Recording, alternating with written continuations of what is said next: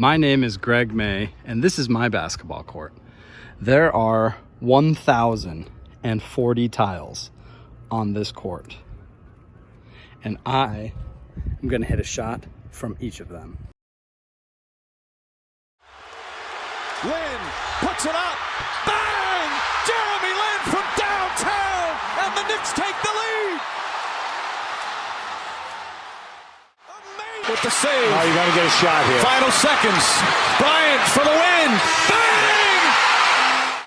My 6-year-old faithfully agreed to take stats, mainly so I wouldn't cheat, and in exchange for a jersey of his choice. Down three. Should the Bulls foul? No. Anthony for three. Bang! That one goes down, and the game is tied. In the hands of Anthony. Anthony for three. Puts it in! Knicks by one with 8.2 remaining.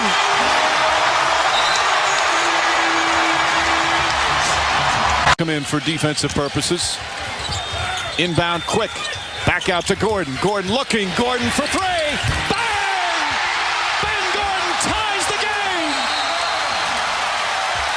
Ben Gordon should have been grabbed immediately. You allow him to get a little bit of airspace. Here, my little dude knocks the camera over for the 10th time during the filming of this video. Finds Rose. Rose trying to get open. Fires away. Bang! It's over. The Bulls win at the buzzer. It was a madhouse on Madison as Derrick Rose nails the three. And the Bulls take a 2-1 lead in the season.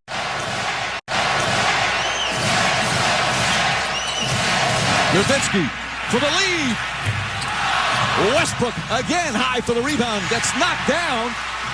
And they'll reset. Nowitzki again for the lead. Bang! And it sets up. As you can see, my shirtless assistant took down every shot for every square, and at night we would go and upload them into the Excel spreadsheet, thus being his first introduction into the wonderful world of analytics and statistics.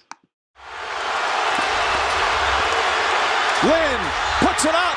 Bang! Jeremy Lin from downtown, and the Knicks take the lead. Amazing. One sneaker on. Miller. Bang! Not enough time to tie it. Not going to affect his shooting stroke. How about this? One on, one off. Count it. Shoes are overrated. Harden, Curry switches off, 4 to shoot. Harden shake and bake, steps back, three-pointer, bang!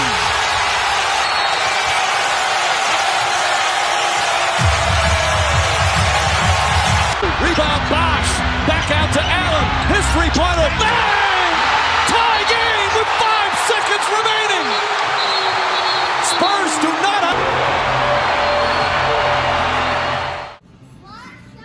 Last shot, 1,040. Here we go.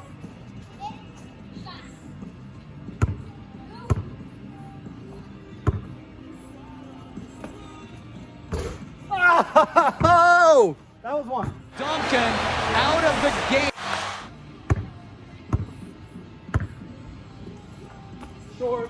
Bang! Bang! Oh, what a shot from Curry!